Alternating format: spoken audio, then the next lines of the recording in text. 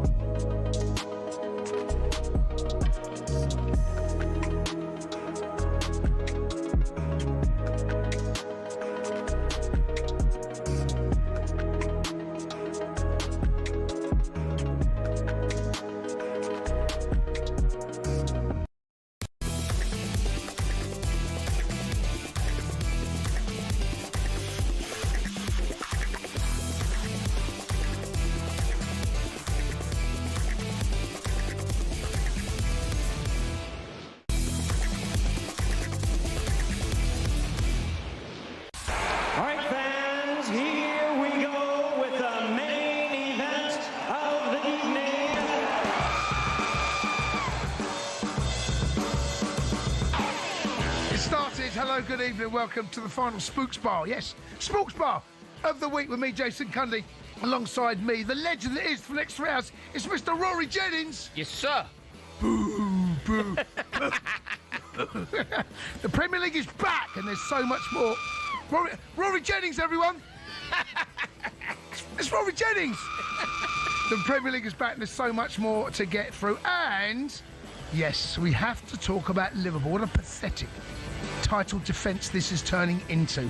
High-flying Aston Villa, they go to Anfield. Live here on talkSPORT this Saturday evening. How catastrophic could this loss be for Arne Slot? Another loss would mean 7 in the...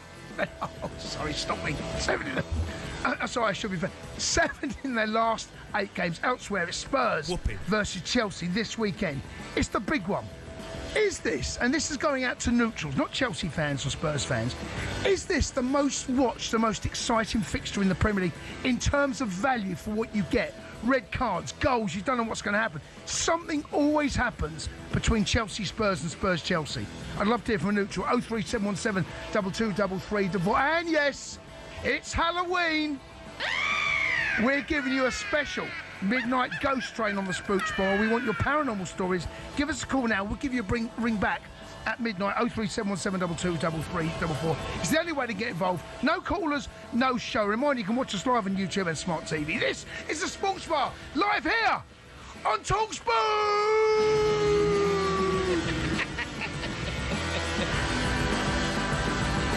Hello, good evening, everyone. Good evening, Rory Jennings. How are you, sir? I'm buzzing. I'm absolutely honoured to be here, Mr. Cundy. Big shoes to fill, though. Well, not really. Big shoes to fill. I mean, I'm filling O'Hara's. They're not big. You're filling mine. They're not big. No, I thought really. I assumed I was filling O'Hara's. No, that's why I said big shoes. No, this is huge. No. Hey, I love this show. It is a great show. My favourite show. What we done with the Spooks Bar? I love it. That's called a pun. It is a pun. That's a pun. Any other puns are welcome. I hope that we're going to see loads of goals scored this weekend. Oh, it started already. Yes. If you want to drop in a pun when you phone us, and just don't even mention it, right? Just carry on. And we have to identify it. I mean, or maybe just let it go. Just think that's a good one. We'll just think about it. How are you?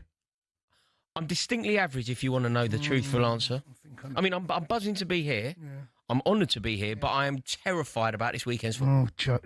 You got the same feeling? 100%. They're a good team. He's a good manager. I covered the game. I covered the game last night for Chelsea TV. I couldn't celebrate it. It didn't feel like a win against Wolves. It felt like a draw. Yeah. That's how it felt. Second half, that was unacceptable, I'm afraid. How many times are we going to say that this season? How many times are we going to say that was unacceptable? You know, Manchester United away was unacceptable. We've had so many moments. Brentford away was unacceptable. A red card draw, though. The red card poker. I mean, if you're playing poker, red card. Yeah, we're good at it. Aren't we just? We're good at it. We are good at that. We do not like playing with 11 men. No. Why? And even when we keep 11 men on the pitch, the manager gets sent off. Yeah. So no, we've got problems. I'm worried. It's a very, very tricky moment when we're playing Tottenham, because my natural inclination when we're playing against Tottenham is we win. We're better than Tottenham. When I was young, when I was growing up, even pre-Abramovich, we would always do them, right? Didn't matter who gets the winner. Mark Steen gets the winner. Bernard Lambord gets the winner. Torre Angelo gets a hat-trick. That's what we do to Tottenham. Looking at it now, Maresca versus Frank. Frank's a good manager. He's a serious manager, and I am worried. Their home form has been terrible. That's what I'm clinging to, right? Of the three games that I've seen, mostly are the three games they should have dropped points. Well, should have got dropped points against Wolves. They were terrible. Like a late. I think it was Pereira that scored the goal. It scored the equaliser. It was late on who scored it. And against Bournemouth, they got beaten. They got turned over by Villarreal. Their home form is poor, really, really poor. However, we are so dodgy at the moment ourselves. Yeah. It's because we have no experience in the team, though, isn't it? So dodgy. When you assemble a team that is basically a load of children, it's going to be tough. It's going to be tough. It's going to be difficult when you don't have somebody in the squad who just knows what it's about. Winning games. Yeah. Like you need 28-year-olds. 28-year-olds who know how to win games of football. It's not happening, mate. You just buy children. It's not happening, and that is it. So listen, there's two topics of conversation. Rory and I haven't spoken about it. I was doing Chelsea TV last night, and I was listening to the boys on the way home, and it was so funny to listen to. Two of them just bickering about Spurs getting knocked out, and Dean Saunders moaning about the team selection and so on and so forth. Love to hear from Liverpool. It is the big topic. There's something has happened at Liverpool which literally fallen off a cliff. Now, no one saw this coming. I don't care who you are. No one saw this coming. However, I'm going to say that there is a caveat. I said it last season. Liverpool were not great. They were good. They were not great last season. Everyone else let the Premier League down. This season, Liverpool have got through games in the opening part. And everyone's telling me, Raw, it's the sign of champions, late goal, sign of champions. No, it wasn't. That's a myth. Especially if you keep doing it. You can't keep getting away with late equaliser, late winners and getting yourself out of jail. And then they've run out of late goals. Now they're getting exposed. They get exposed badly. Yeah. Yes, they've had a lot of change. Yes, there's been a lot of disruption. Yes, there's been tragic at the club. But all things now, you've got to find a way. And Arne Slot, right now, especially the team he picked last night, I'm not saying he held the white flag up, Raw, but it did feel a little bit like the most important game now ain't tonight. Yeah. It's Villa. Yeah. And now he's put his eggs in all of that basket and increased the pressure. It's a worry. Do you now subscribe to the Jamie Carragher mentality that this is a crisis? I don't know if you've heard Jamie Carragher talking about this, but he has actually explicitly said it's a crisis. What I was saying is, I think the road to crisis is quite a long one. So you don't just go from champions to crisis. No. You go through a blip, then you have a slump, then it becomes ultimately a crisis. We're right there. I think we're right there. Do you? I think it's probably crisis with the small C. Little C. Yeah. Yeah. They lose against Villa at the weekend, or even like a draw. And I said this the other week about the game where they couldn't afford to lose against Man United. That was a game a draw would have been a bad result. Yeah. I know they got their way of winning in Europe, and that's look, English clubs in Europe we should go on and dominate, right? The majority, not every, the majority, right? Yeah. But when they come back all of a sudden domestically, they ain't won for over a month. I just can't believe it with Liverpool. Like, you know what you were saying at the beginning when you were talking about them and you said that they weren't great last year. I know you're right, but they ultimately dethroned Pep Guardiola. They finished above Mikel Arteta, who was the heir to the throne. Yeah. And they did it at a canter. Yeah, I know. You know, they won the league by 10 points. Yeah, but I think that says more about them than it did Liverpool. I genuinely feel that the fight, and I think Arsenal, I still think it's a dull league. I think Arsenal are a very good team. I think Arsenal better than Liverpool last season. I genuinely feel this Arsenal team is better than the Liverpool side that won it last year. No, this Arsenal team looks flawless. Yeah. It really does. It's got all of the ingredients. You know, if you were to say the 10 most important things to win a Premier League title, what do you need? You go, you need to be able to score goals. You need to be able to keep clean sheets. You need experience in the team. You need proven winners in the team. You need a manager who's ready to win. Like, they have all of the ingredients to win a title. But I just find it so difficult with Liverpool because last year I appreciate that it wasn't a great league. But there were moments of greatness. There were special things that Arne Slot did. For example, I don't know if he did, Raw. Well, Mohamed Salah last year arguably became the best he has ever become. Yeah. He put in his greatest season. And when you think of the player that he was in, say, 2020, to elevate past that is very impressive. Do you know what else I thought Slot did really well? He managed his way out of a problem. Over the years, Liverpool didn't get the midfield that they wanted. They didn't sign Caicedo. They didn't sign Bellingham. They didn't sign Lavia. He didn't spend any money in the midfield significantly. And they needed a new midfielder. What does he do? He goes, he takes a player that was on the periphery at Liverpool, on the periphery at Bayern, not particularly loved by anyone, and he turns Ryan Gravenberch into one of the best midfielders in his position in the world. I thought he was overrated last year. I genuinely feel that Caicedo was better. Were you saying this last year? No, honestly, I felt that Arne Slot, and I'm not taking away the victory because they deserved it. There was no challenge. There was no one. And Arsenal, and same rules apply. I thought it was a poor Premier League last year. I think it's a poor one this year. But Liverpool didn't care last year, and Arsenal won't care this year. I genuinely feel they'll win it. I think this Arsenal side are better and some distance better than the Liverpool team that won it last year so far. This Arsenal team is the real deal. That's the difference. This Arsenal team, they look like champions, they behave like champions, and when things smell like champions, they often are what they smell like, right? This is looking like a team that is totally capable of winning because it seems like it has a bit of everything, this Liverpool team. This Arsenal team. Yeah, no, it's got the defence that you need. It's got that robust quality. It's got everything that you need. They deal with any situation. They seem to be able to deal with it. And look, I think, Jen, and this is not a dig at Liverpool, Arsenal, anyone else, I genuinely feel that the Premier League in the last 3, 4, 5 years has dipped since Klopp left. I thought the best Premier League I can remember in recent memory was when Klopp and Pep went toe-to-toe. There was something about the way that football was played. The teams now, they have to find a way to get round a low block. And I think that Pep has, in some ways, created his own problems because teams set up a low block because of how Pep plays. And they now sit deep. Our club, we struggle. Honestly, it's our kryptonite. Low block, our kryptonite. Yeah. And then you've then got to come up with a solution. Well, find a solution. That's why I think the long ball's been brought in. That's why Arsenal identified set pieces. Yeah. Brentford have identified. They're not on Sunderland. They're identifying balls in the box from throw-ins. They're finding a way. That doesn't make for a great spectacle. It's poor management from Slot. You know, when Slot came out and he went, we really struggled to deal with set pieces. We really struggled to deal with long throw-ins. And you're like, wait, you're playing Brentford. Why on earth are you saying this? They're managed by a former set-piece coach. They are a team that pride themselves on being efficient at set pieces. Like, Arne Slot shouldn't have done that. But I don't understand why we kind of position this as a negative. I don't know why we look at this Arsenal team. And this Arsenal team are like an incredibly glamorous and sexy crazy gang. That's what they are, right? Yeah. They rely on set pieces, long throws into the box, target man up front, a bully in centre forward. They are like a really good, a really efficient and a really sexy version of the crazy gang. But that's good.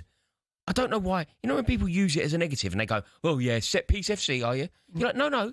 That's a really complimentary thing to be called because it basically means you're going to win the league. You know, like, I don't rate that Gyökeres highly, but he's perfect for them. Scoring ugly goals. You see the goal against Atletico Madrid when he basically tackles it and it ends up in the back of the net?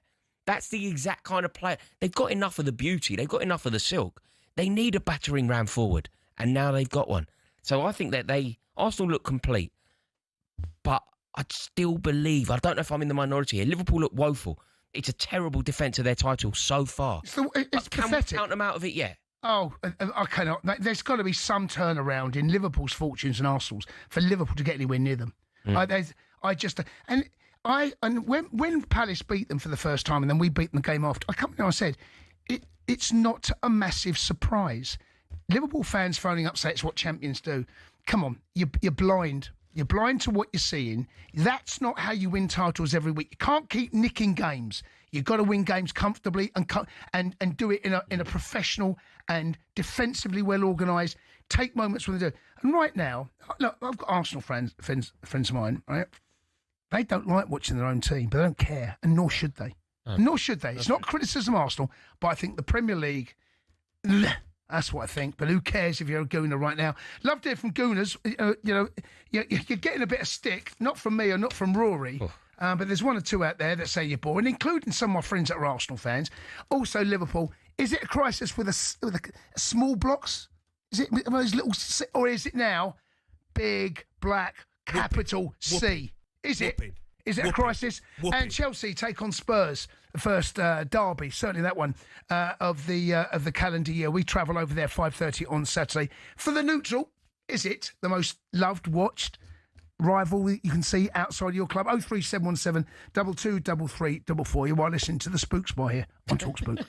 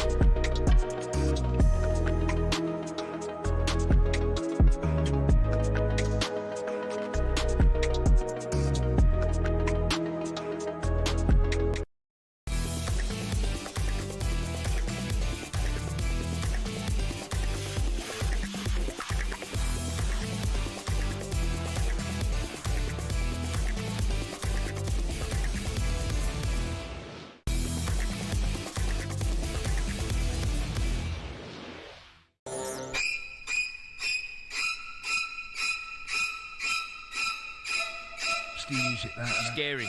You know exactly what it is, don't you? Yeah. He baits, he's straight away. He's got a night, and he's going in there. It's the black and white in the shower as well. The shower curtain going. Yeah. Terrifying. Yeah, there's something about old films, right, in black and white, or filmed in, back in the 60s, 70s, right? The Exorcist. Yeah. If Hitchcock's involved, it's terrifying. Do you remember The Birds? Oh, yeah. I was so scared of that when I was a kid. Yeah. Don't want any of that. Listen. Something bad's happening. You never mess with this.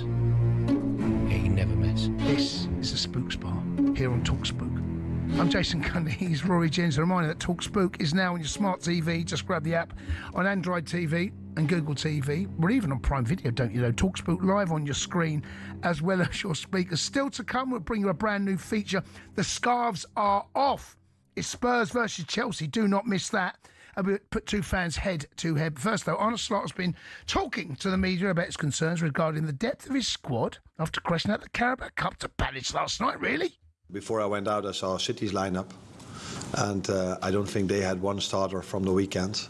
But it felt as if you look at their lineup, they played with their 11 starters.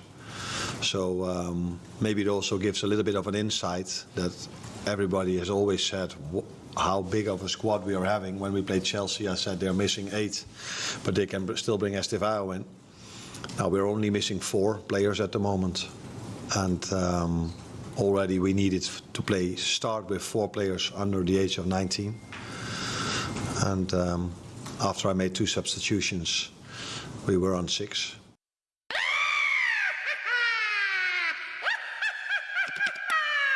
Whooping. On a slot there. Now, I saw those quotes when I woke up this morning, and when you are a team that spends the thick end of £500 million, and as you and I have known as Chelsea fans and City fans will know, no one is ever going to feel sorry for you when you spend that kind of money and then you start complaining about the depth of your squad. No. It's not happening. You're absolutely right. Look, Liverpool are a dysfunctional mess. And there is absolutely no way that Arne Slot, when he talks about why they are a dysfunctional mess, should be referring to transfer strategy, money spent, the depth in other squads. You can't do that when you are effectively the Galacticos. I think Slot's a good manager. I think he can get it right. I think Liverpool can resurrect. I believe Wirtz and Ekitike and Salah and Alexander Isak will combine to do wonderful things at Liverpool. But this feels like a bit of a cop-out. It feels like a little bit of a coward's way out. He has to acknowledge that his team have ridiculous depth and have spent ridiculous money. Yeah, it's an interesting team selection. It clearly tells me the game against Villa at the weekend, he is, and understandably so, concerned about that. 037172233. The voice can speak to David, who's a Liverpool fan. Dave, good evening. Happy Halloween. Hello, how are you? I'm all right, bud. Happy Halloween. Do you celebrate Halloween, Dave? Is it a big thing for you and your family or not, is it? It's not really, no. We're more Christmas fans than we are Halloween. I get it. Mind you, having a bit of a scary time in a minute. Well, we are, but you've been desperate to play that, haven't you? I have to say that I think listening to it, you're extremely disrespectful to Slot and have a very short memory from last season, that you seem to be trying to rewrite history from your view, as your co-pundit tonight pointed out, where you really thinking some of those things last season. Well, if you were, you certainly weren't saying them at the time. I did. 100% I did. 100%. Not to the extent you were also praising Liverpool for lots of the time. As the media as a whole got very carried away with how exceptional it all was, which lots of it was, but there's still areas for improvement. Yes, the results of late haven't been good, but I think what we're getting away from, there's a human factor that people just keep on choosing to ignore. You've got lots of new signings have come in, and Liverpool have been a family. That's one of the things that the Klopp enabled and helped to bring the success. They got the players all working for each other. To lose one of your closest teammates, just as if you lost, somebody you worked with every single day, is bound to have an effect. And whilst that happens in lots of workplaces across the country, you don't have to then go and feel magical and sparkle in front of a crowd on the grass playing football, which in the scheme of things is not important by comparison to what's happened. So you've got new players coming in who are trying to integrate in a group that are grieving. We can't forget the human factor. Yes, have some things not gone as well as we'd all like. Of course, that's the case. But will they settle down in time? Will Slot get it right? Yes. Everybody predicted, and most Liverpool supporters as well, never in a million years thought that the first year after Klopp would be as successful as it was. And it was great, and Slot rightly got the plaudits. Would I have played the team that he did last night? No, I wouldn't have. But I also understand with a few injuries, he's got to make these choices because the other games are more important. Yeah, look, obviously, we understand exactly the point you're making, but there's going to come a point where his job is going to be put in question. You lose the next 3 games, David, right? And they're big games, by the way. You lose the next 3 games, and it's a crisis. Will you agree with that? It's a crisis now. No, I don't agree. It's a crisis. It's not. No. Look, what about if you lose against Villa? No, I still don't. It will look. Real Madrid. At the start of this season, right? Did I think that we were likely to defend the title? This is before all the signings when Jota tragically passed away. I didn't think we'd defend the title because I believed that would have such a human impact on the squad. Now, in many ways, the players that have come in, although phenomenally talented, have been successes. Yes, some in the Premier League, some across the world. Vert's getting an absolute hammering. In actual fact, I think the last time I seen on Sky Sports News about a week ago, he'd actually created more chances than anybody in the Premier League at that point. So we can look at, some statistics and choose which horse we're going to back, or we can look at other ones. Statistics can be twisted in whatever way we want. Will Liverpool be there or thereabouts come the end of the season? I think they will. They'll finish in the top 4. That, and that for me is good enough for this season. See, you know what you've brought up there, David? Like the point that you make there about Florian Wirtz. I just don't think that really can ring true. Like Florian Wirtz, I think if things were going well for Liverpool, what we could do is we could have a conversation and we could say he can take his time, he can bed into the squad. But when things are going wrong, when things are sinking, you are relying on your £100 million man to step up. You're relying on him to elevate the club. You're relying on him to be a difference maker. And ultimately, he's not doing enough. I have sympathy with new players that come into a team that are stumbling and tripping. But you have sympathy because under normal circumstances, they're allowed to bed in. If you are correct, and even if you're not correct, you're definitely not a million miles wrong. If Liverpool are in a crisis, it's not normal service. It's like, right, everybody, backs to the wall, hands on deck, get us out of this situation, find a way to win games. And when you're in that situation, everybody needs to elevate. Like Hugo Ekitike is one of the best players that has joined the league this year. It's not very You're well. allowed to demand more from Wirtz. Yep. If Liverpool win in, week out, Wirtz can take his time. I'd love to hear from 100% Mo. He's not called up, is he? I heard he didn't call up last night as well. Very disappointing. Is he Moni Mo? No, there's two. There's 2 Mo's, both Liverpool fan. They're both miserable. Where is he? Can we phone him up? 100% garbage.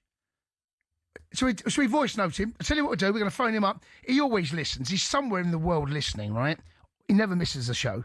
And sometimes he doesn't answer his phone. He says he's busy doing his cat. I don't believe it. Mo, if you're listening, 03717 223344. Phone up and speak to us on the Spooks Bar. I want to get your calls on Liverpool. Should be focused on top 5 of the title this season, or top 4 even. You want to sit the Spooks Bar on TalkSpook? We're TalkSpook Bet. Download the TalkSpook Bet app today. 18 plus. BigGambleAware.org.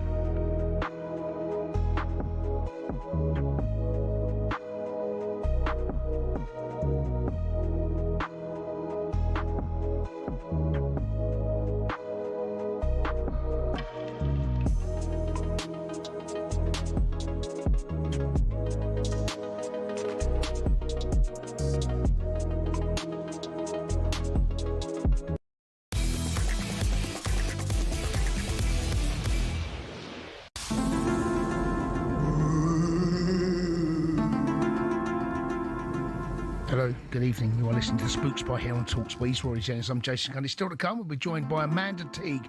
Now, listen, in keeping with the fact that it is Halloween tomorrow, it's Halloween in just under an hour and a half's time. We're doing a special ghost train, the Midnight Ghost Train. All right, we're doing that spooky version. We'll explain a little bit later on. Get your calls in 03717 223334. Any spooky stories you got, unexplained, things you want to phone us up and tell us what happened to you, or maybe a family member. 03717 223334. Amanda Teague, she married a 300-year-old pirate ghost. She did. And she's going to join us live. I spoke to her about 7 or 8 years ago when she married him. And unfortunately, they've been divorced. They got divorced now. Shame. Well, we're going to talk.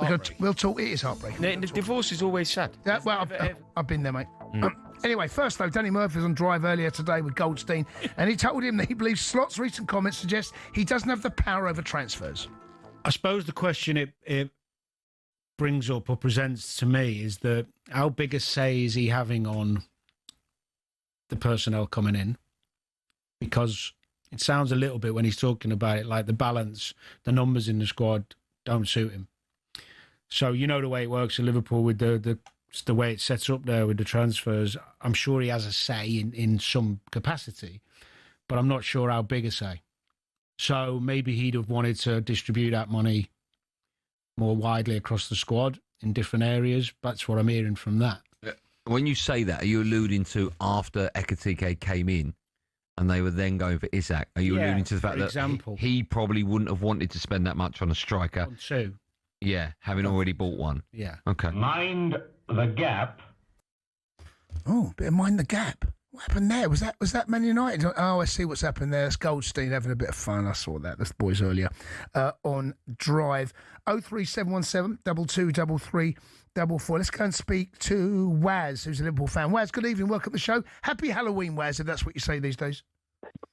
Is that what you say? Happy Halloween? I don't know. Everyone seems to love Halloween these days. So, yeah, happy Halloween. What do you want to say? Yeah, I totally agree with you, buddy. I think Liverpool is in crisis. Tell us We've why. lost now. If you lose another 3 games, that's like 30 points gone, you know what I mean? Champions League I as think well. Slot needs to grab the bull by the horns and bench certain people and just stick to a formation. You know, he's coming out with excuses about, teams ain't playing against us, I've got this injury, all the teams have got injuries. If we lose the next 3 in the Prem, that's it, the title's over. Well, why is this happening? It just doesn't make sense to me, because player for player, Liverpool are better than Manchester United. Player for player, Liverpool better than Brentford. Why are they getting opened up so easily and so often? Well, I think now, if you look at Van Dijk, he's not been on it at all.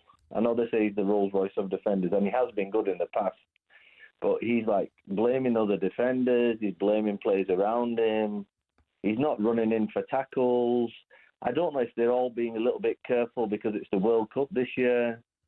I don't know if they're all holding back a little bit because, you know, none of them want to get injured and they all want to play for their country. I understand that. No, but so do Arsenal players, right? Yeah. What do you think about Wirtz? We spoke about Wirtz a moment ago. Like, I just don't think Wirtz can play in a midfield 3. I just think he's too lightweight. He's not robust enough. He's looking for fouls. Like, you see him go down and look at the ref, and he's looking at him going, "That is never a foul in this country. Like, that's never going to be given." Do you think that? No. Do you think Slot can get the best out of him? Well, that's where I think Slot needs to start, basically being a manager and telling them to get up, don't play for fouls. You know what I mean? He's allowing them to do these little stupid things, and it's good he's sticking up for his players. I understand that manager needs to do that, but he needs to just call out when you're rubbish, bench. So the other day, he played all youngsters. Who plays youngsters when you've got experience sat on the bench? I know, but I think that probably tells you a little bit about where his mind is at the moment. That game was one he cannot afford to have players injured. Also, there's only one game. The fact that Liverpool got knocked out last night is big news, right? Let me tell you now. You wait. If Liverpool do not beat Villa at the weekend, then they still can't find a win. It's the worst time to play Villa right now. Jace, I've got a question for you about that defeat. It's never nice to see your team lose. It's certainly never nice to see your team lose 3-0 at home. But on some definition, is a defeat for Liverpool in a League Cup a good thing? No, it's never a good thing. It never will be. Going out of the League Cup's not good? No, it's never a good thing. But it's one that will be rushed over and you can move on from that relatively quickly if you win on Saturday. No one is going to talk about Palace. If Liverpool beat Aston Villa 3-0 at the weekend, let me tell you now, that Palace result is just going to fade away. Liverpool are back. They stopped the rot. Things are moving in the right direction. Boy, did Liverpool need that. That's the conversation. Yeah. If they don't beat Villa, if they lose, that then comes part of the conversation because they got beat. Yeah, they've been launched out the League Cup and then they got beat by the and that it piggybacks that as well. Let's go speak to Tom, who's a Liverpool fan. Tom, good evening. Happy Halloween. Evening, lads. All right, matey. Hi, mate. Welcome to the show. I was just phoning to speak to you, Cundy. You've annoyed me. Tell him, Tom. Tell him. I just want to go through a couple of results here. So, 2-0 win, 3-0 win, 5-1 win, 4-3 win, 3-1 win, 2-1 win, 5-1 win. Then there was a 0-0 draw with Everton. Then a 2-1 defeat to Fulham. 2-0 defeat to Ipswich. And then a draw with Palace. Chelsea could have went top of the league last season. So for you to say Liverpool ran away in the worst league ever, you could have been top. It wasn't a good league. I don't care. Listen, I don't care what you say. The quality last year, the fight, it wasn't a good league, Tom. Wasn't, mate. Sorry. But you could have won it, but you never. No, we couldn't win it. That's the first thing. No, we couldn't have won it. We could have gone top before Christmas. I remember that game. It was a 0-0 away at Everton. We could have gone top there, but I think was it either you or Arsenal had 2 games in hand. Yeah, Liverpool had the Merseyside derby called off because of wind. Right. Yeah, there was something. But Tom, look, the fact that you brought it to Chelsea tells me a little bit about where your mind is. No, it does, Tom. It does, because you're on the run right now. You are in the worst run in all the top 5 divisions in Europe. You are the worst side in Europe. Listen, I just think if you live in a glass house, you shouldn't be throwing stones. Say again? If you live in a glass house, you shouldn't be throwing stones. What do you mean? What do you mean? People in glass houses shouldn't throw stones. You shouldn't be saying things like, oh, the worst league ever, the worst side, everything else. I can say what... You look really terrible, lads, here. No, I can say what I want. And also, the next 3 games, not playing against people with low blocks, there's a good chance we go on and win them. You can't tell me otherwise. Well, I mean, the run you're on at the moment, based on what? You know, you haven't won in over a month in England. There you go, in England. I know. That's what it goes on. It goes on a team that's actually come out and play football against us. Right. So whose fault's that? Whose fault's that? Well, you're probably saying, the players and the manager, isn't it? I mean, you don't sound worried. I'm not. I mean, I went last night. That wasn't a good watch, but still, you know, whooping. See how it goes. Tom, now you're sounding a bit worried now, Tom. When I said you don't sound worried, you sound a bit worried now. I'm not worried. No. What do you reckon, Tom? Long haul here. Like, do you think Slot turns it around? Do you think Isak and Wirtz link up and ultimately score loads of goals for Liverpool and Liverpool win silverware in this new Galactico era? Or are you actually worried about what the future holds for your club? Well, you've got to live in hope, haven't you? You've got to live in hope. At the end of the day, I don't think overnight these players have become terrible. I think they just need a bit more time on the training pitch. Let me ask you, Tom. Let me ask you, right? I watch every single Liverpool. I've watched so much football. This season, you weren't great when you were winning, and everyone was telling me that's the sign of champions. But I saw you at home against Bournemouth first game of the season. You're 2-0 up. You can concede 2 goals. Arsenal aren't doing that. I just don't see Arsenal doing that. There are other games where you go 2-0 up, you get pegged back. Defensively, you're not good enough. And the 2 fullbacks are a major problem. And he hasn't quite got it right up time. There are a number of reasons for that. They've been highlighted. The Jota situation, the tragedy there, trying to integrate. You know, Isak has come in. Ekitike, by the way, I think has been good. Wirtz has come in. There are teething problems. But these teething problems, they were there at the beginning of the season. I did feel a little bit like Liverpool, like the fans, we're winning, it's okay. It's fine. I don't think anyone saw the bigger picture that actually the results were I felt more fortunate than the performances were good. Well, having a steady back line will help any team, won't it? At the moment, we've been, we had 3 or 4 right backs we've had playing the last 10 games. Yeah. It's never going to be an easy thing to do. You know, Van Dijk's a year older. Yeah. Not that I think he's terrible. I know your opinion on him, but we'll avoid that one for today. But yeah, you know, I'm hopeful the next 3 games. Right. We'll see at the end of that, and then I will be worried if we've lost them 3. Right, Tom, you know where we are. Phone us up. Win, lose or draw at the weekend. Make sure to phone the talkSPORT, okay? Go ahead. All right, bud. Have a good weekend. There he goes. Happy Halloween. And we've all been there, right? We all know what it's like to go on a dreadful run, and you don't know where the next win's coming. Sometimes you don't know where the next point's coming from. But for it to happen to the champions like this, and it literally, it's off a cliff. 2 years on. No one saw this. Champions, isn't it? It's like what happened to Man City. Happened to Chelsea. I remember when we won it. Yeah. We went from top to 10th, didn't we? Oh my gosh, that was when Swansea at home. Oh, Swansea at home was the first game of the season, and then we got beat away at Leicester. Yeah. And Jose, look, people are saying that Slot can't get sacked. I've seen managers, and I know it's Chelsea. I've seen Conte do it. I've seen him. We sacked Ancelotti for finishing second. Di Matteo won the Champions League. Yeah. We got sacked in Jose done it. Yeah. Okay, all of them are Chelsea managers. Yeah. So maybe it's just a Chelsea thing, right? Maybe. Yeah. Who knows? He's Roy Jennings. I'm Jason Cundy. Next time we'll keep hearing calls from Liverpool fans. We've tried 100% Mo. His phone's off. Scared of us. Honestly, he's a piece of work, that boy, isn't he? Hey? Phone's up gloating about the quad and about what Liverpool can do. They're going to do this, they're going to do that.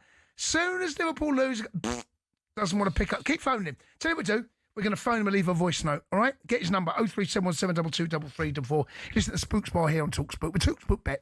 Download the new talkSPORT Bet app today. I can't keep saying this. 18 plus, begambleaware.org.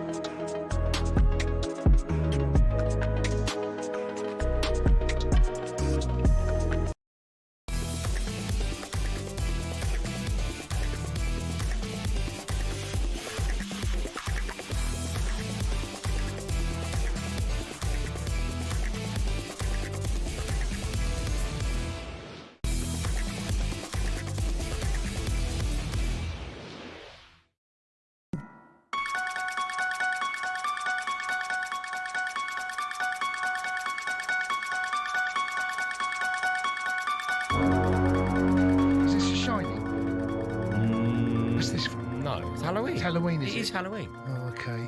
Sounds fit. Maybe get the shiny. It's not Halloween yet, no. You're right. It's the film, Rory, okay? Yes, Halloween. Oh, spooky. Anyway, you are listening to Spooks Borry on talkSPORT. He's Rory Jennings. I'm Jason Cundy. Still to come. We've been two fans head to end our feature. The scarves are off. But first, let's take your calls on Liverpool. Before we do that, where's 100% Garbage? Is he still not answering his phone? Right, I tell you what, I'm going to give you a couple of seconds. Get him up. We're going to phone him now. All right? We are going to starting to see the weakest title fence. Are we seeing the weakest title fence since Leicester City? Here we go. We got. Oh, it is on now. Oh, where is he? It sounds like he's out the country. Your call has been forwarded to an automatic voice message system. Cundy? Is not available. At the tone, please record your message. Cundy?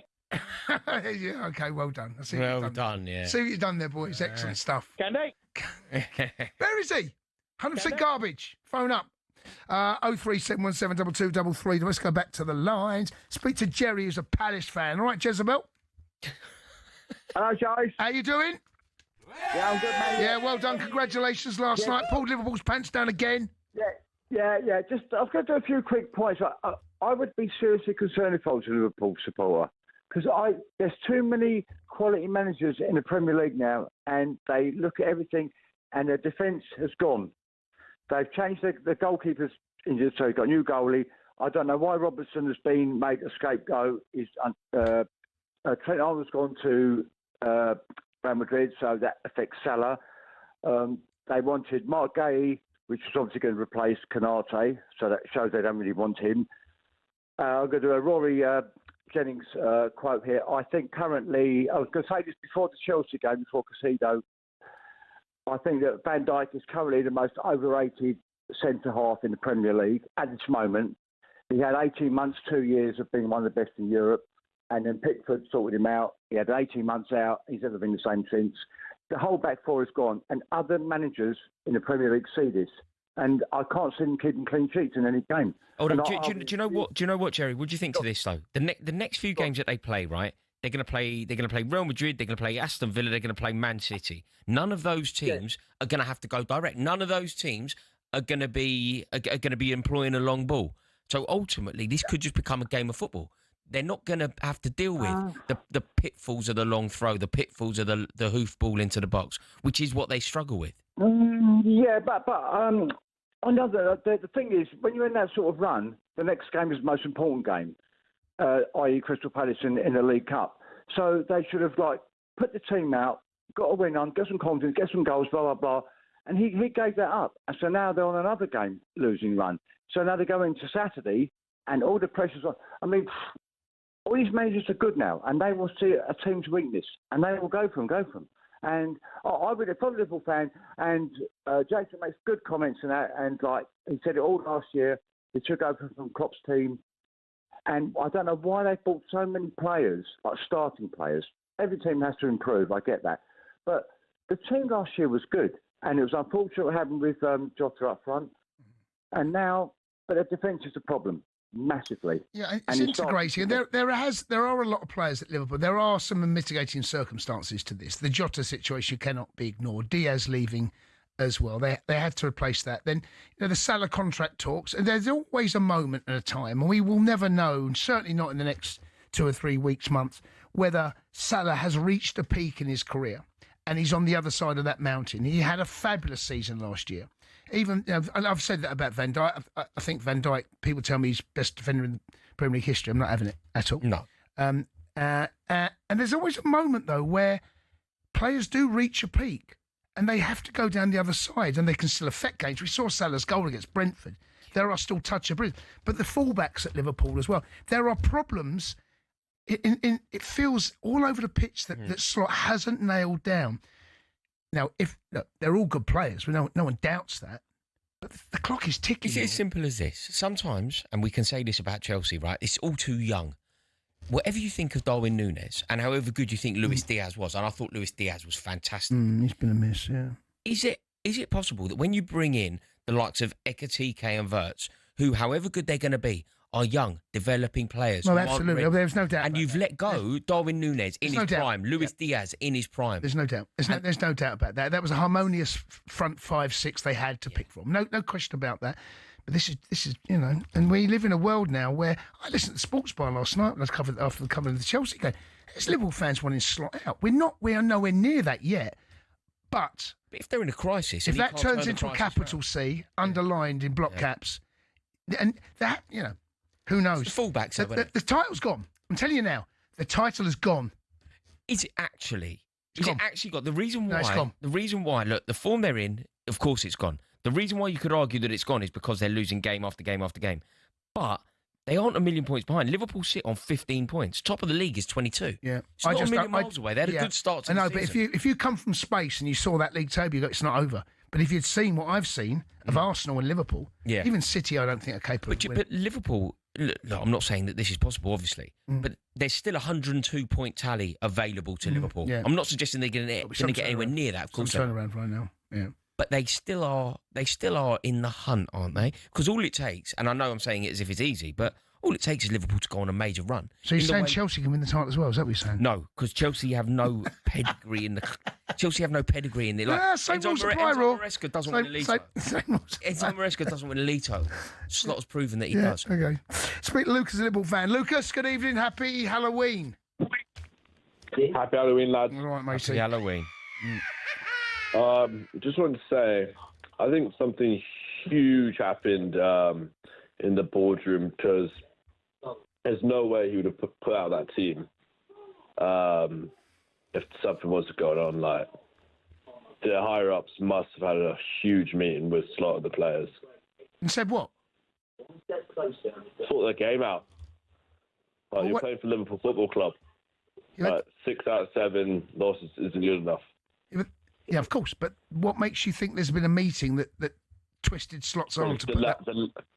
The lack of our star players against Haaaaas. Wait, what do you think's happened? Do you think that there's been almost crisis talks? A little bit. What? Why? Just because of the nature of the shambolic defeat at home to Palace in the League Cup? Well, no, not just that. The 6 games, the 6 games before. I mean, look, the 6 games before were poor, but losing to Palace in its own right, if you just explore that result in a vacuum, I don't think it's the end of the world at all. I think on some level it was beneficial for Liverpool to get out of that competition. The League Cup won't define them. I agree. Losing that game isn't a bad thing. The last thing in the world Liverpool need is a distraction of a 2-legged semi-final in January. Like, getting out of the competition as early as possible is not bad news. True.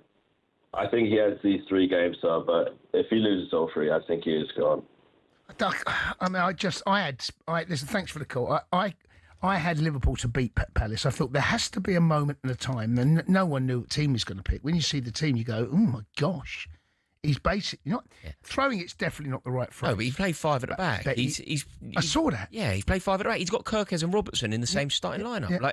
Like he's obviously trying something. He's trying to and maybe that's what they need to do. Do you remember when Antonio Conte revolutionised Chelsea? Yeah, went to 3, went to 5 at the back. Yeah. Maybe he needs to do something like that. You know, bringing Joe Gomez in. Wow. Joe Gomez. Sometimes you just need that dominance, that physicality at the back. Well, bringing Joe Gomez in, I don't think it's bad news. Well, listen, they got Villa. It's an 8 o'clock kickoff on Saturday evening. 8 o'clock, yes, it is Saturday evening. I'm taking calls, actually, live on talkSPORT. I'm taking calls with Liverpool legend Dean Saunders straight after that, 10 o'clock. It's a special Sports Bar weekender, taking calls on all the action. And, of course, before that, Chelsea go to North London, take on Spurs up the Chills. A bit worried about it, if I'm one a bit. We'll be taking your calls. Continue at 03717223344. Next up, we're putting 2 fans head-to-head in a feature we call The Scarves Are Off. You are listening to Spooks Bar here on talkSPORT with talkSPORT Bet. Download the new talkSPORT Bet app today. 18 plus, begambleaware.org.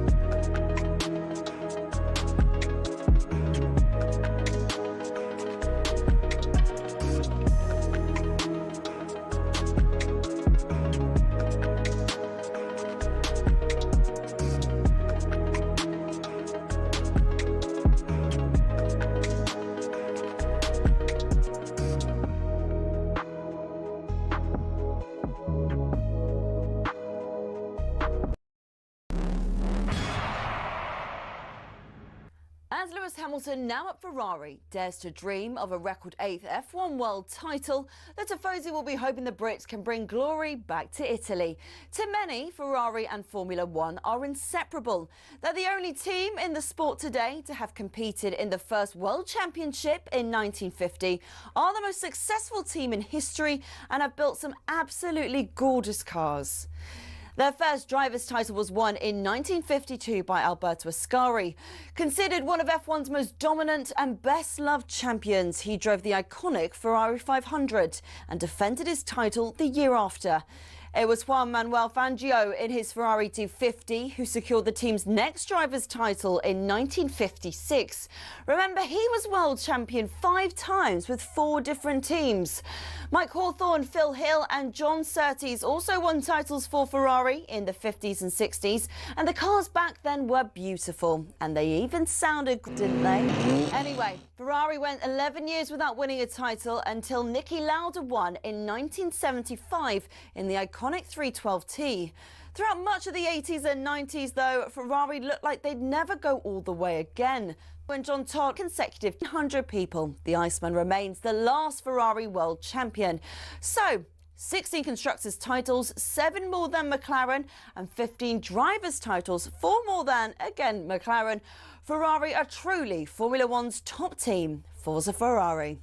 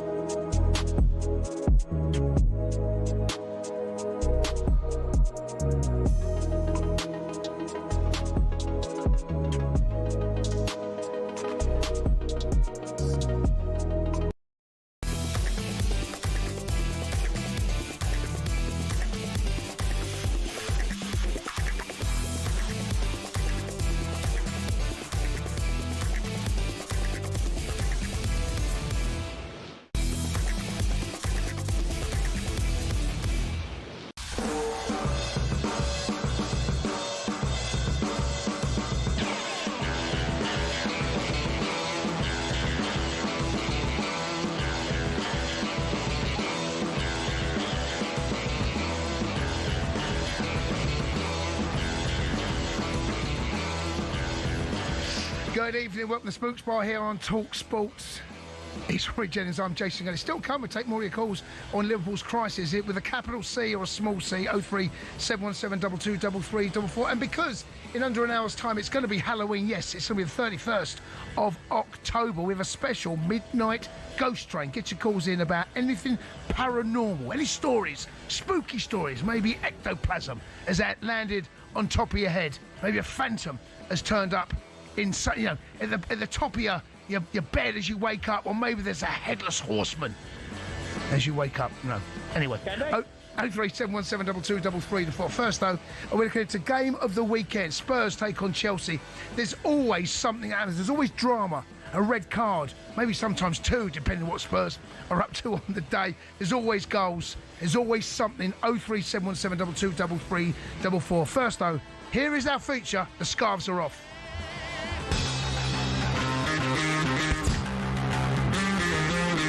It's absolutely disgusting. I've had enough, mate. It's just ridiculous. They really are miles behind everyone else. I think we're going to win it this season. It's not good enough. Happy Deer's top of the league, eh? What a player he is, honestly. They haven't got a chance. Come on. I'm not going to be nice. I want to rub it in. The scarves are off. Yes, this is a regular feature here on the Spooks Bar. Scarves are off, and every Thursday we choose one of the big weekend fictions, put a fan from each side, and they go head-to-head in the game. Yes, introduce the home corner tonight from North London. It's Ricky Saxy Sax from the Last Word on Spurs podcast. Ricky, happy Halloween to you, sir. How you feeling? Happy Halloween, boys. Chelsea coming to Tottenham. Never a good sign, never a good time. I think I'm 3-0 down already in the studio there, so forgive me already and put me on a handicap. You're slightly outnumbered. You've got me, Rory, and now we're going to introduce from the blue corner. Yes, it's time now to speak to David Chidge. Chizzy is on the line from the Chelsea Fancast. Chidge, how are you, bud? Cundy and Rory. I know. It's like Chelsea TV, mate. I'm loving it. Yes, Feels like it. Feels like it. How are you feeling ahead of this and Halloween? Is it going to be a horror show?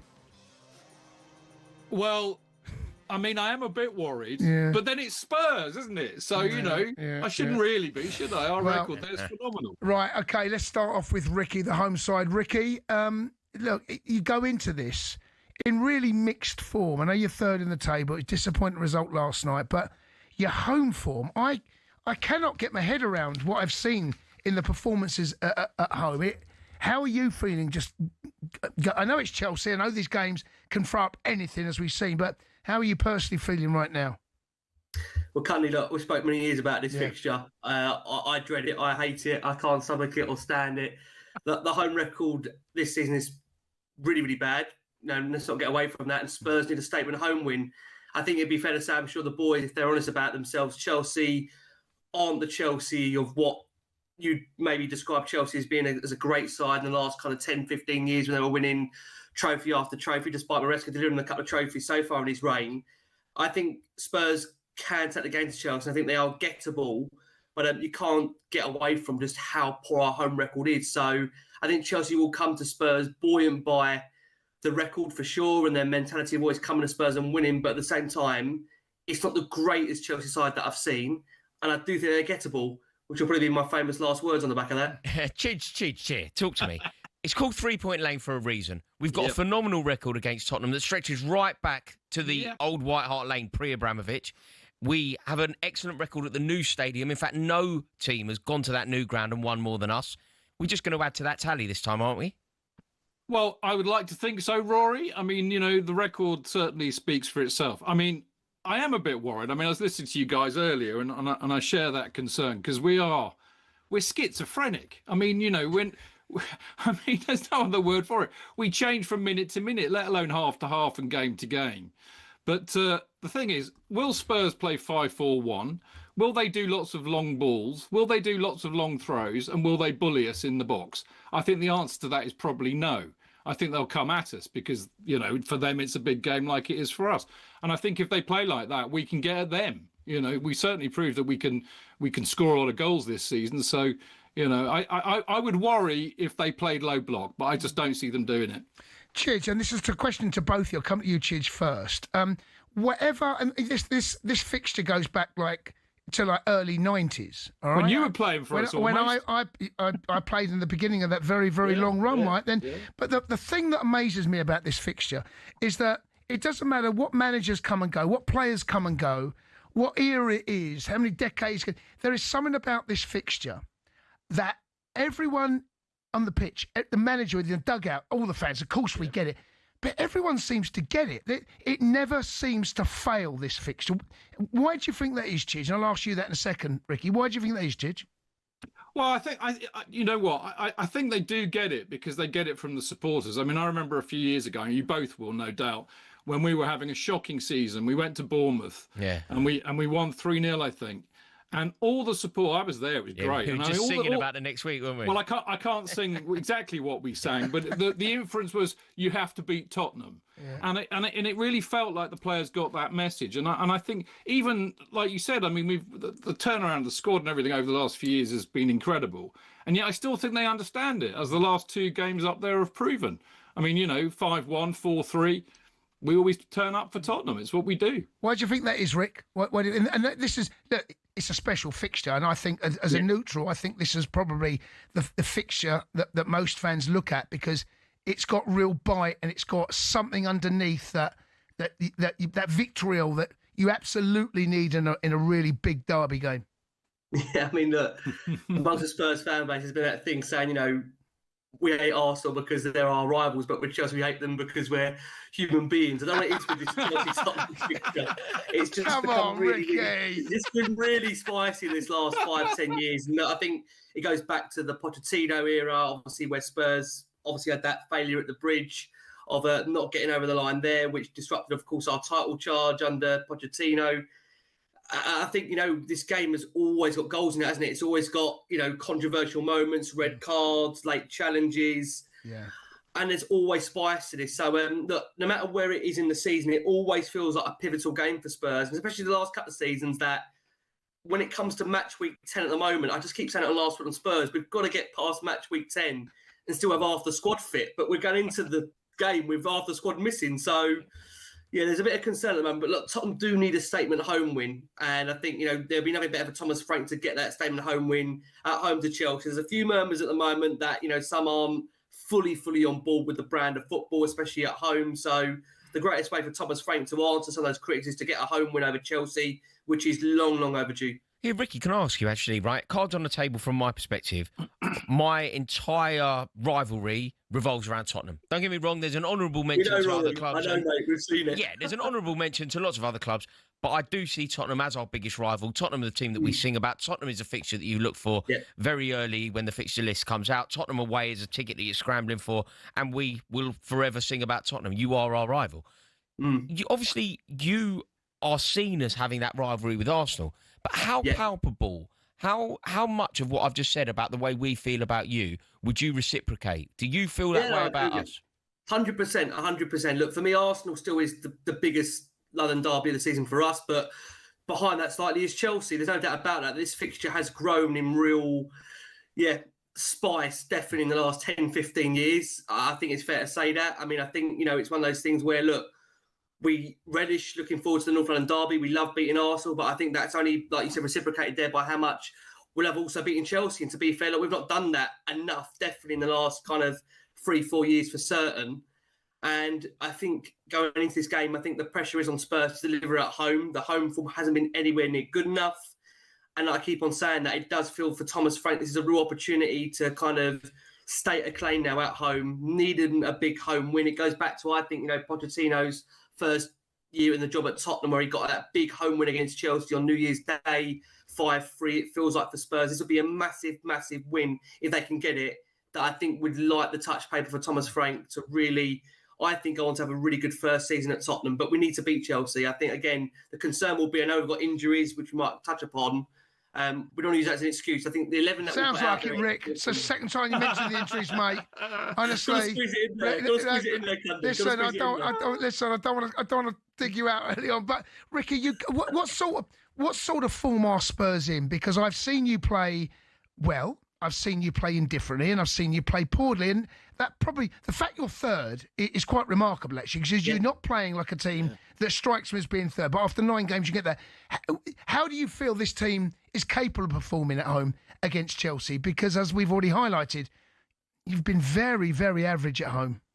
Yeah, we have been. You can't get away from that. Our form in terms of our consistency has been away from home. Obviously, we've been unbeaten away from home. We've had that frustrating defeat to Newcastle in the Carabao Cup. Was never going to be an easy game up at the St James's Park, and we need a reaction. I mean, in terms of the home form, look, it has been nowhere near good enough, and that's why I do think you got some murmurs out there, some fans being unhappy because they've just simply not seen enough at home to give them confidence that we are going to make it a fortress. But there's no better time to turn that feeling around at home to Chelsea.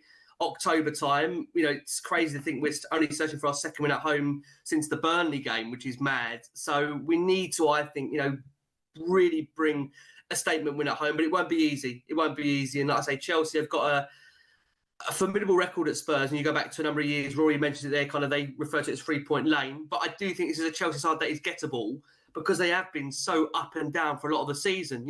Again, for some of their great wins they've had. I mean, Cundy as well.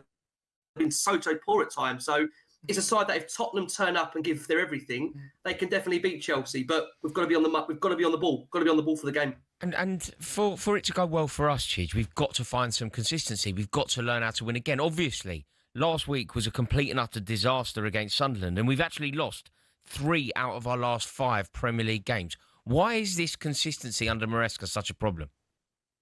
Well, I think most people are saying it's what you get when you've got a lot of young players. But I mean, you've also got, there are players like Tosin, they're 28. So I mean, they're not babies. I wonder if it's a mentality, Rory. I was thinking about it after the game last night. When they scored last night, they suddenly started pinging the ball around really quickly, doing exactly what we want them to do, and they looked good. The minute they conceded a goal, they revert back to type, which is they look like rabbits in the headlight, passing backwards, sideways. So I wonder if it's a mentality / confidence issue as well. They seem to be a bit soft. They get rocked really easily. I mean, if I know you go to the games like I do, and you see it when we concede a goal, they there's something just snaps and they just look frightened, you know. So maybe it has something to do with that. We don't deal with bloody noses. I've said this before. We get a punch on the nose. And we just don't deal with it, and we get rocked on the ropes, and there we are. We're there for the taking. We saw it last night. Perfect example. This game has, over the years, had a number of controversial moments. Some red cards that were given, some that weren't.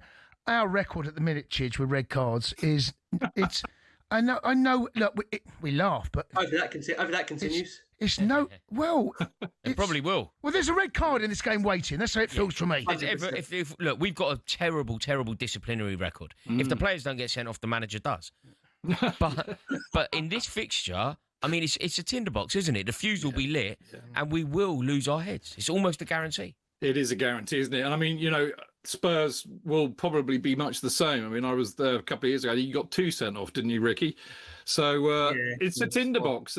But I do wonder with I mean, the irony is, of course, is that we don't get anybody booked or sent off, you know, on Saturday. But if you're a betting man, you would certainly bet that one or both sides will lose some players. But I don't know. I mean, I was going to ask Ricky, actually, because he and I have talked about this in the past, but, you know, there's a psychological damage that we've inflicted on you lot because we've beaten you so many times over the years. Is that still alive and kicking, Ricky? Oh, yes. Chief. Still alive and kicking. Absolutely dread this fixture. We keep on saying it. We just keep saying we've got to get past match week 10 with half the squad fit. But I keep saying it. We're going into it with half the squad not even available for this one. So look, I know I've said that 33 times now, and Cundy's taking notes. And we keep saying that. I feel like I'm Anne from last season to keep mentioning the injuries, but listen, boys. Hopefully not so much of a high line this time around. Right. Fingers crossed. Yeah. Listen, boys, appreciate it is a special fixture. And there's nothing, you can't enjoy these games until the full-time whistle. These aren't games you enjoy. You can't wait to. It's one of those. The anticipation, the build-up is brilliant, but you can't enjoy them. Rick, I'll come to you first, bud. Team selection, you've got loads of injuries apparently. What's the score? I haven't said it, Cundy. I've not said it at all. Give me a score. Oh, I can't come here unpredicted defeat, can I? I'll say 2-1 Spurs win, and finally Frank gets that statement home win. We need it. We need it. Chidge? Well, it's 3-1 to Chelsea right now, and I'm going to stick with that. It's 3-1. All right. Boys, appreciate it. Enjoy your weekend, Chidge. Good to see you, boys. Rick, hope you have a terrible one. Cheers, matey. Cheers, boys. There you go. Ricky Sachs from the Spurs, was the Spurs podcast there, and Chidge as well from a Chelsea podcast. Appreciate their time there.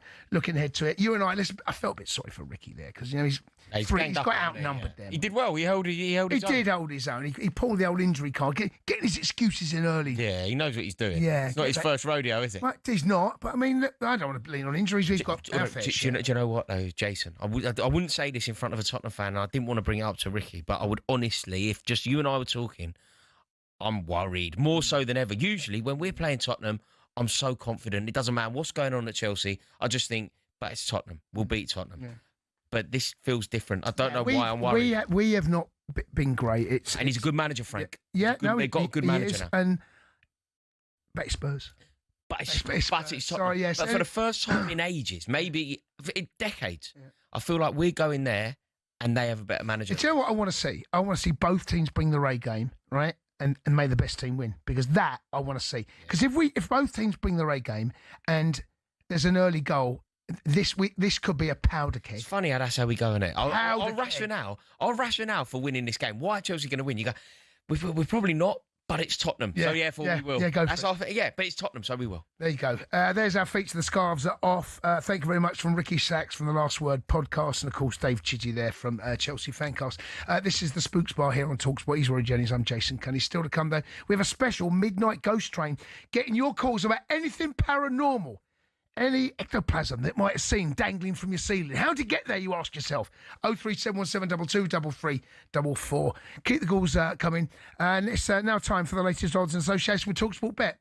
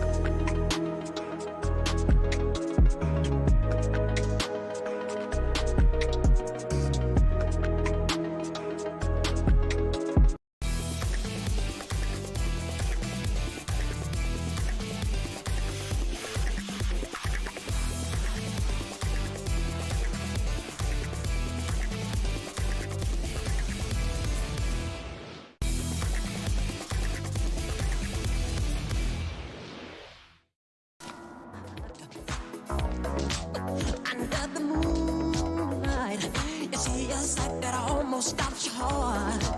You try to scream, but terror takes the sound before you make it.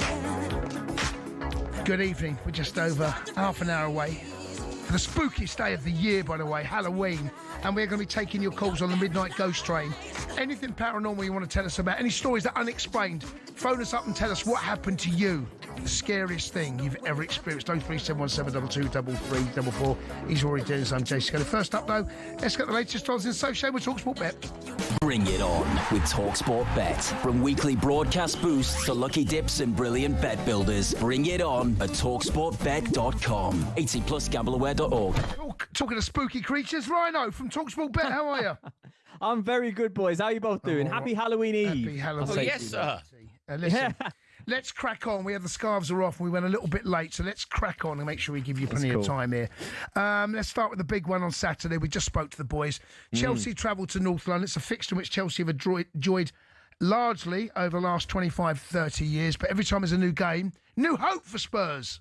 Do you know what, boys? I've been listening. It's been like, it was Chelsea TV. It was Chelsea Corner about 15 minutes ago. I know you're confident. I know you're all confident, but you have to say, I'm going to enjoy the dynamic of this one. I think it's going to be a lot tougher than you think it is because I don't doubt. You've all rightly mentioned it, haven't you? I mean, it's gone stale for Spurs a little bit. I think it's just one win in 4 games or 5 games for them. They got knocked out of the cup in the week. But as Rory mentioned earlier, 3 losses in 5 league games as well. So I can tell you, the betting agrees with me. There is not much in it. There really isn't much in it. I mean, Chelsea are the favourites just at 6-4. Then Spurs, by comparison, are 13-8. It is so tight. The draw's on at 13-5 here. For context, you put a fiver on them in terms of the returns. There's 63p in it. It's pennies. It's going to be close. I'm inclined to agree, I have to say. The draw's 13-5, which I must say I'm going to look at. But in terms of value and what you can look at here, I mean, talkSPORT Bet have boosted. Obviously, we all think it's going to be a right old ding-dong. talkSPORT have boosted a Chelsea win up the Chelsea 4-2. That is 66-1 at 4-2 scoreline. That's a big booster, that is. And look, there might be goals in it. I was looking at João Pedro any time because that's just where my eyes draw, but not as of late. He's gone off the boil a little bit. Esteval, 47-20. I'm looking at him for anytime goal scorer. That's pretty good. What about this, boys? Caicedo to score anytime, 13-2. A little long-range banger from him. How about it? He's getting amongst the goals recently. Yes. Like it. Done all right. He actually scored a goal against Spurs a couple of years ago, and it got disallowed. That was the penalty. He scored an absolute banger as well, and it got disallowed because someone was offside. Then the penalty was given. That's right. No, bangers only for him. Be a huge game at White Hart Lane. Ryan, moving on now to talkSPORT's game on Saturday night. Liverpool host Villa. Liverpool simply have to win. How's it shaping up? Yeah, I know it's one of those. There's plenty of different points of view on what's going wrong with Liverpool. Bottom line is, boys, they've been rubbish. And Slot is at risk of losing 5 Premier League games for the first time ever in Liverpool's Premier League history. So there we go. Whereas on the flip side, Villa looking to win 5 league games in a row. So someone's 4 has to go. That's what I'll say. But Liverpool, 3-5 favourites right now, as you'd expect at home. Villa, though, boys, 4-1 to beat Liverpool in the slump that they're in right now. Again, I try and sift through everything and try and give you a bit of value. Villa 4-1 to beat Liverpool. I'm looking at that. I'm saying look at it. I really am, because I'm looking at Villa anyway before that price. The draw's 100-30 as well. Ollie Watkins anytime is 2-1. You mentioned Ekitike earlier. From a Liverpool perspective, that's 13-10 boosted anytime. You can look at Isak at 6-5. I'm not going to look at that, boys. But my outside shout here, right? I'm going to go away from a result. Matty Cash assist. I mean, he's going through a bit of a purple patch of form here. 21-2 for a Matty Cash assist. He's obviously an attacking outlet. I like that price. I say contemplate that for your bet builders, but I'm going to say Villa win for this one. It's just a gut feeling I've got. Wow. Okay, let's talk about your mob. Honestly, I've never seen Man United fans so cocky. Saw you and Flex the other day walk around the office like you own the place. Oh, honestly, a couple of wins, amazing what you lot can all of a sudden you go from the depths of despair. Now all of a sudden you're going to win the Champions League. You're not even in it. Talk to us about that. You boys got Forest. Listen, we're back. There's nothing more we can say. No, I'm not going to go that far. We're not back. But look, we have to enjoy this, man. Let us have it. We didn't have back-to-back wins for God knows how long, and now we've won 3 on the bounce. Frank's saying get the Clippers out as well, so his haircut's on the horizon. But it's a different. I mean, Flex was saying, you mentioned him earlier, Man United are going on a revenge tour. We're trying to beat the teams that beat us. That's a long old tour. Everybody beat us last season. Do you know what I mean? So I'm not subscribing to that narrative. But what I will say is United are the favourites, just over evens. So I'm saying contemplate that for your Haaaaas, because I think United go there and get 4 in a row. Forest 23-10 and the draws price at 13-5. What can we look at? Well, Mbeumo. I'm not looking anywhere else than that. He is the man in form right now. He's my signing of the season. He's 19-10 to score any time for Manchester United. He's their most effective threat. Or talkSPORT bet booster, United to win the next 2 games to make it 5 in a row. 24-5. They've obviously got Spurs after this one, so 24-5 for United to win the next 2. How about that? Make it 5 in a row. That fella will finally get a trim. Ryan, just before we let you go, can West Ham United end this horrible run of form that they are on against Newcastle United on Sunday? I'll answer it nice and quick and simple for you, Rory. The betting says no. The betting says that Newcastle are the favourites at 3-5. West Ham are 17-4 to get Nuno's first win as well, by the way. He really has to grab them by the scruff of the neck and pull them out of this slump. They're 17-4 right now. The draw's 29-10. talkSPORT bet have Newcastle to win and both teams to score, boosted up 5-2. But the headliner, to answer your question, Rory, West Ham are 17-4 at home to get Nuno's first win. Amazing stuff. Have a great weekend, buddy. Top man, we catch up soon. Take it easy. Ryan from talkSPORT Bet. Take a look at the latest odds. We're talkSPORT Bet. Terms and conditions are 18+. BeGamblerAware.org. Bring it on with talkSPORT Bet. From weekly broadcast boosts to lucky dips and brilliant bet builders. Bring it on at talksportbet.com. 18+. BeGamblerAware.org. You are listening to the Spook Spot here on talkSPORT with talkSPORT Bet. Easy to say, download the new talkSPORT Bet app today. 18+. BeGamblerAware.org. Next up, though, we have the rest of talkSPOOK.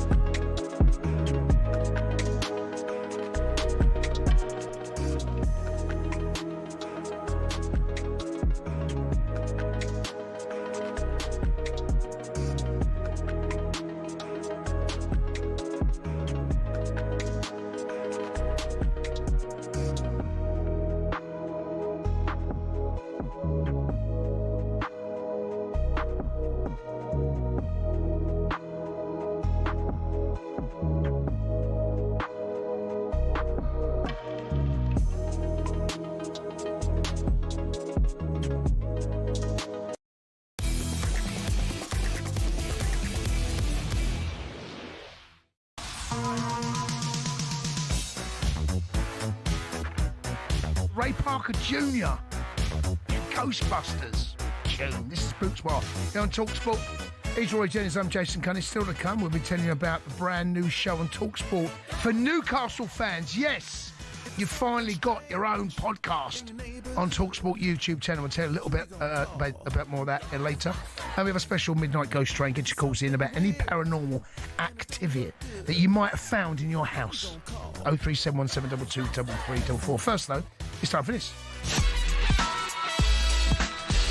Yes, part of the show, we look at the rest of talkSPORT, running through some of the recent highlight moments across the network. OK, let's start with this morning's breakfast show with Big Alan Brazil and Big Gabby Agbonlahor. They were joined by two-time light welterweight champion Amir Khan, who revealed his wife has been getting... What? Oh, onto him about letting himself go. Sorry. It's mainly business. I'm still keeping fit. My wife hates me being a little bit out of shape. Always go at me saying, look, it hit me the other day when I was trying some pants on and they didn't fit, and I was like, sort myself out here. And you know one thing about, I always wear trackies, and when you wear trackies, they always have a little bit of elastic and a little bit of give. But when you wear pants, there's no giving them. So I'm like, wait a minute, sort myself out. I'm just watching Big Brazil and Gabby there. Look at him talking about squeezing into pants. After every summer, Raw, I do go back, you know, because jeans, I go a lot of shorts. I know you wear shorts as well. I don't know how they shrink, mate, during the summer. No, I know. On jeans. I know, it's I terrible. don't know what happens. Do you know what? Do you know there's a horrible moment, isn't there, when you realise that basically your wardrobe doesn't fit anymore? I had to put my wedding suit. I got married in 2018. I had to put my wedding suit on the other day because my kid got christened. So I thought, I'll wear the same. I'd make the tie barely fit me. It was ridiculous. And do you know what? You're not a big lad, though. My kid, I'm getting there. Honestly, my kid had to do this collection for Harvest Festival. They went, we want anything that doesn't fit you. She went in there with all my pants. Like, I've had to buy all. I've started again. I've basically reset. You don't want to keep doing that, mate, because every summer it's expensive. It is, but it's also like quite sore when the pants are tight. You know, then it's kind of digging in a bit. Chafing. Bit chafy, man. It's sore. It's a sad time. But I've been putting the effort in. You should see me on a paddle court, demon. Right. Okay, all right. But you're not a big lad, aren't you? I mean, in terms of like, I try, but it gets us all of us, matey. Gets us all. I know. Do not forget Numbnuts O'Hara and Gabby Agbonlahor on the Breakfast Show. That's tomorrow morning 6 a.m. I'm joining them about 9:30 as well. They've roped me in.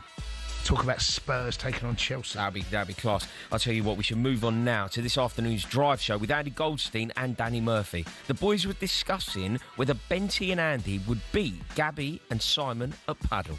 So it's me and Benty v Simon and Gabby. It's going to be live on talkSPORT YouTube. Who's your money on? I don't know enough about paddle to have. Right. But who's your money on? You have to be really fit. Fit-ish. Yeah. You're all quite fit, aren't you? Yeah. Who's your money on? I'll go with... Team Drive or no Team Drive? I'll go with you and Benny, just because of Amir and Gabby's poor, so Simon can't carry him. No, it's a good player, Simon. I don't know. I mean, to be honest with you, everyone's gone paddle crazy, right? I know Benty loves it, Simon loves it. I know Gab talks about it. No, Goldstein. Think about Goldstein, right? Oh, Gobby Goldstein. Everything. He thinks he's good at everything. Yeah.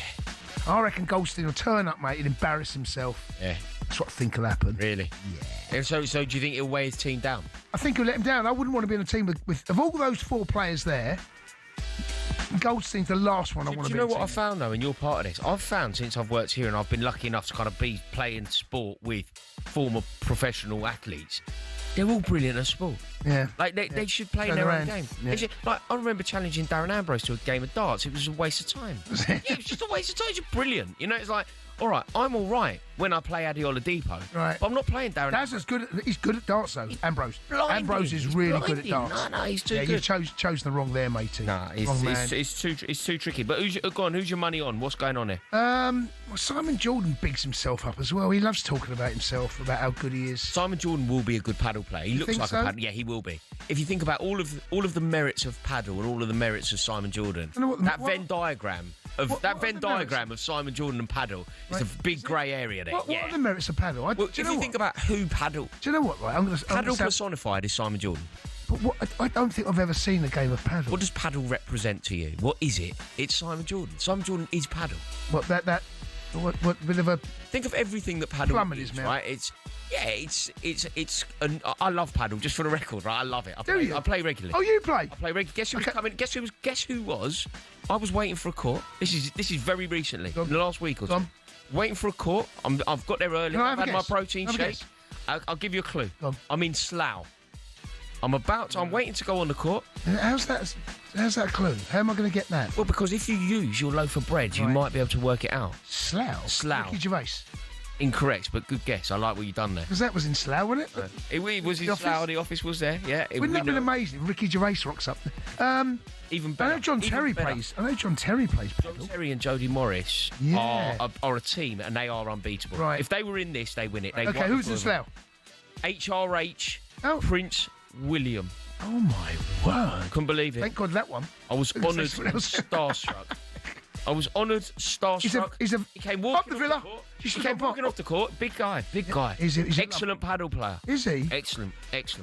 But I guarantee you this: Simon Jordan be good at paddle. Yeah. He is paddle personified. Is he? Yeah, he is paddle. Because you've seen HRH. But Terry and Morris would be the dream team in this. Right. I think Simon Jordan boasts about beating John Terry, I think. Really? I think he does, man. Really? Anyway, the boys are back on Drive tomorrow from 4. We finish up with a clip for everyone's favourite podcast. Yes, myself and Goldstein, 21 minutes ago. Every week, Andy and I sit down to a show that lasts exactly 21 minutes. Not a second more, not a second less. This week's show, I told Goldstein about a dolphin who learned to talk. It's true. He was speaking through his air hole, so he could somehow communicate with Laura. She would ask him questions. He like would what? What do you want for dinner? Fish. Yeah. Yeah, I know. Yeah. Okay, let's just say that. Right, Pete, what do you want for dinner? Peter. And he goes, he'd go, and like that blowhole would mean that letter, and that word. That blowhole? He's only got one blowhole. I know, but he would then go. Yep, that blowhole works. Download it now wherever you get your podcast. 21 minutes ago, myself and Mr. Goldstein. A new episode drops every single Monday. Do not forget, you can find out all about our shows on the talkSPORT app, where you can swipe between talkSPORT, talkSPORT 2, and all our other sister stations, so you never miss a moment. Back pages are coming up, and in around about 15 minutes' time, it's going to be a ghost train, the midnight ghost train. Get your calls in now. Anything paranormal? 03717 22 3344. Do not let us down, gang.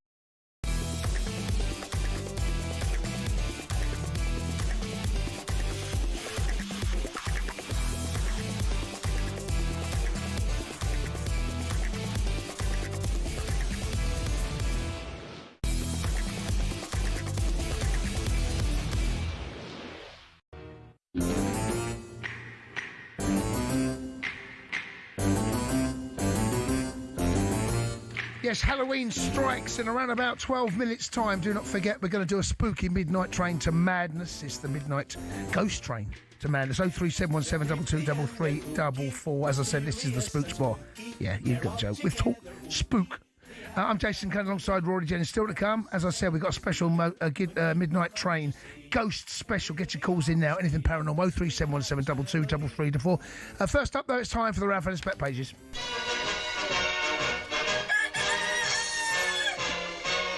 Now, before we go to the back pages, our very own JC, Jack Cunningham, is in the studio now. Big Newcastle fan, don't you know? He's part of the brand new even, channel on YouTube, Inside the Toon. Here's a good old mate, Jack, talking passionately about his beloved Newcastle. I want that feeling of winning that trophy again. That gets my blood pumping, not some Premier League numbers on a balance sheet, right? I'm still getting whiplash from every time on TV where they talk about the holders Newcastle United. It was the greatest day I've ever had watching football. I've been to 5 World Cup finals as a journalist, and nothing beats seeing your team win a trophy. The players coming in were all fantastic. You would not be opposed to any of them starting a Premier League game. Under Steve Bruce, he's genuinely the worst player I've ever seen play for Newcastle. Couldn't tackle. He's now turned into a top, really solid right back. He's a circus freak, man, but it's a total joy to watch him. If Dan Burn did that, it could end up in the time. Yeah. Where does this leave our local hero, Big Dan Burn, though? If everybody was fit, would he be in the side? Well, we've always done a bit of blading races, but it has suddenly become the thing right before kick-off. It's vitally important, the running order of these songs, because you've got loads of blokes in their 50s, 60s and 70s in the leaders area. They don't want to, we better go on, Danny, we better go. It's amazing. 1 trophy in 60 years. Unbelievable. Isn't it unbelievable? 1 trophy in 60 years and they got their own... I'm joking. JC, how are you, sir? I'm good. Tell us a bit about that. We'll go through the back page in a second. Yeah, You're very much part of that. Yeah. Newcastle got huge... I mean, that tells you, right? When Newcastle now, they're big dogs. If you're getting a YouTube channel on talkSPORT, that tells you something about where the club is. No, I know. And to be honest, I've just been asking the guy who's organises it basically every week, and eventually said, yeah, why not? I think just to get me off his back, to be honest. And Ollie Klink's hosting. He's going to be the host every time. Me, Sean Custers make up the panel. Nice. And obviously Sean Custers head of sport, Sun Sport, and Ollie, our very own talkSPORT. And then we were joined by Adam Cleary today for the first episode, which is already out on talkSPORT and the talkSPORT Newcastle channel. Adam Cleary's a tactics expert. Wow. It was brilliant. I mean, it was really good. I mean, 48 minutes of just talking about Newcastle. What's not to love if you're Newcastle? I was getting paid for it. There you go. Class, isn't it? There you go. Listen, let's go to the back pages. JC, let's kick off the back page of the Times. We must let Amarin spend. United Director of Football Wilcox says that the Portuguese can invest further in his quest for trophies. Spent a lot of money in the summer. Things look like they've turned around. There's still a bit of that. They don't know how... That corner, how big is this corner? Have they turned it or are they still going around it? Yeah, these interviews, I find this really interesting that Wilcox has come out and already done a big sit-down interview after they've won 3 Premier League games in a row. You know what I mean? I feel like it's a bit premature. I don't really get it. I feel like you wait a bit now's longer. as good as any, right? I don't know, he's been waiting to come out. Yeah, he's been waiting for a while. Yeah. I mean? Yeah. So he can't come out now, when can he? Well, I just think, have they really turned a corner? I mean, they've won 3 games in a row. One of them was Liverpool, by the way. I think anyone would beat Liverpool at this moment in time.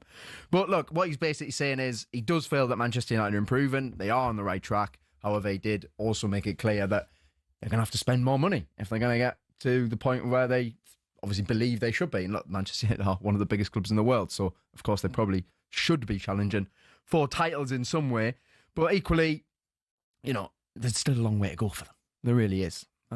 Yeah, no doubt, no doubt. There's something. There's a headline in the Daily Telegraph. England accuse Australia of illegal and dangerous tactics. Jack. Yeah, this is ahead of the autumn series. So England are playing Australia in the rugby, and Borthwick, the coach, has made an official complaint over side entries from the Wallabies during rucks, essentially, and it's David. It's an official complaint, so it's not like he's just sort of whinging about it in the media. I guess he's actually lodged this complaint with the powers that be to, I guess, let them know that they think what Australia are doing here is dangerous and not on in that way. And I guess that maybe ramps up a little bit of the tension and the pressure for the autumn series. Of course, we had the Lions not too long ago where a lot of the England players were involved, and it was a really comfortable time for the Lions. And The autumn series are always quite fun, aren't they? I mean, you always get some pretty big games, and there will be some big games at Twickenham, starting with Australia, and this has kind of ramped it up a little bit. England, Australia, of course, the Ashes. That's starting very soon. That's gonna. There's the back pages. They've been a little bit shy, actually. I know there's been a lot of sport of late, but that's something that here on the talkSPORT network, everyone will be very interested in keeping tabs. On that. Something about England, Australia, isn't there? It is. There is something. I'm half Australian, right? My mum's Australian. Oh, right, okay, yeah. Yeah, I mean, I've got no time for the Aussies. Other than my mum. But yeah, there is the rivalry between England, Australia, and England. It's obvious. It goes back, back to the days of the pomp, the £10. Even before that, when they took the convicts over there. Yeah, dump them over in Australia. No, I mean, I love cricket. I could say one of my favourite sports, but the Ashes is always another level. And I thought the last Ashes, the 2-2 draw in England, was really good because we had the Carey stumping when he stumped Bairstow, and it all kicked off after that. You love that. Brilliant. And then Carey afterwards, his form just dropped off a cliff. Like he couldn't leave his hotel or anything like that. They all showed it on the Amazon series, The Test, and England in the end changed their team around, bringing Mark Wood back into it, and managed to obviously get the draw. Now, England's record in Australia is absolutely terrible. They haven't won a test there since the 3-1 victory in 2010-11. Not won a test. Never mind the series. Yeah. But it does feel like with Pat Cummins out of the first test, this England team, the way they play it, and with Jofra Archer fit and Mark Wood fit, this is England's best chance. They're going to have in a long time to go to an aging Australia team and finally reclaim that urn. Let's wait for that. Yeah, a couple of weeks that first test is, and goes, of course, all across over into December. Now, record shatters. India reached final. Back page of the Guardian Sport. Tell us a bit more about this of the Women's World Cup semi-final. Yeah, so it's going to be the final of the Women's World Cup semi-final, and it's going to be the final this weekend. And there will be a new winner no matter what, because it's India v South Africa in the final. And that has not happened before. It's usually Australia, England, who are the winners. But today, India managed to overcome Australia, who have dominated women's cricket for years and years and years. But Jemai Rodriguez scored, beating 127 to make her way through, make India's way through into the final, where they will play South Africa, who beat England yesterday. England getting pretty easily beaten, actually, in the end. Only managed 194. South Africa, well over 300. And there will be a new winner. Nice. And what else is going on the talkSPORT website? Yeah, so we actually got exclusive from Troy Deeney talking about Antoine Semenyo, and he believes that Semenyo can play for Real Madrid and should probably actually play for Real Madrid at some point in his career. And Semenyo is a really interesting one because when he first joined Bournemouth, £8 million from Bristol City, he didn't really even start much at the beginning. I don't think many people would have thought he's turned into one of the most exciting Premier League wingers in the league. I mean, I love watching him. But, he's brilliant. Wow.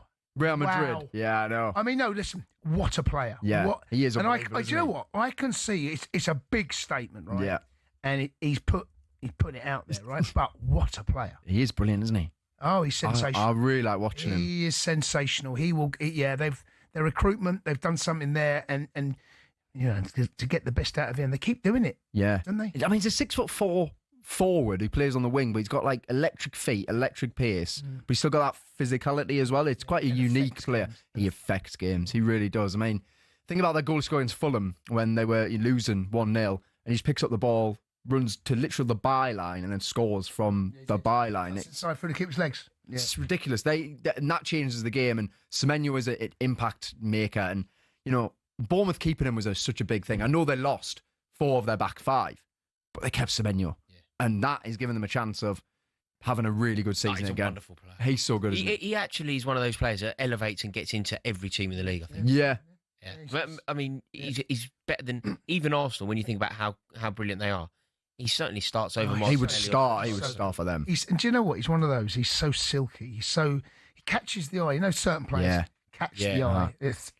Do you know? I remember. Do you remember when Sadio Mane was playing at Southampton? Yeah. I remember being at Stamford Bridge and just going, why is the best player on the pitch in a Southampton shirt? It feels a little bit like that. Yeah. It's like whenever Bournemouth are playing, you're like, It doesn't matter where they're playing, doesn't matter what stadium they're playing in. The best player on the pitch will always be Anton Semenyo. Yes, last season we saw it, but the first game of the season when they were... Yeah, he's brilliant, charging through Liverpool. Oh, that was amazing. And then, in that the Tottenham game, actually, he didn't score or anything, but they won 1-0, and it was like a 1-0 battering. Bournemouth battered them. Yeah. But Semenyo could have had about 6 goals. He was torn them to bits. He's so good. And look, you're kind of up for the league. Bournemouth keep hold of him. It's going to be very hard. It is. JC, thank you very much, bud. Enjoy your weekend. Jack Cunningham, they go through the Raffle Bet pages. Next up, though, it's over to you. It's a part of the show that you guys own. We don't own. It's a special Midnight Ghost Train. Get your calls in now about anything paranormal that you have for us. Tell us what you saw, and we'll try and explain it. Or maybe something that's happened to you, something spooky. 03717 22 334. This is the Spooks Bar here on talkSPORT.